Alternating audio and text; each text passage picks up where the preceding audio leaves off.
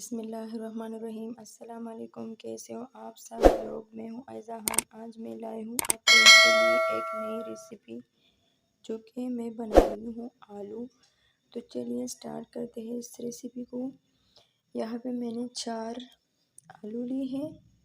इस तरह से मैंने कट कर लिया है। यहाँ पे मैं 2 चम्मच घर का आटा यूज़ करूँगी, आधा चम्मच नमक, इस तरह से आधा चम्मच में काली मिर्च डालूंगी।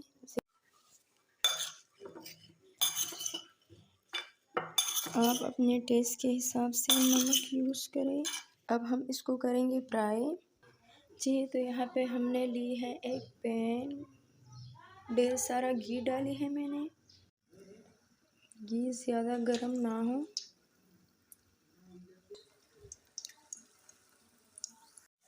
अच्छा, तो 2-3 मिनट के लिए हम इसको फ्राई करेंगे, फिर दूसरी साइड पे करेंगे। जी, तो 3 मिनट हो गई है। अब हम करेंगे दूसरी साइड पे आराम आराम से।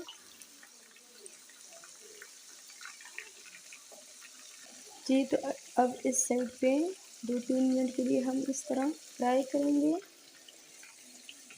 जी, तो देखिए माशाल्लाह ये पक गई है। अब हम इसको निकालेंगे। जी, तो देखिए माशाल्लाह कैसी लगी रेसिपी।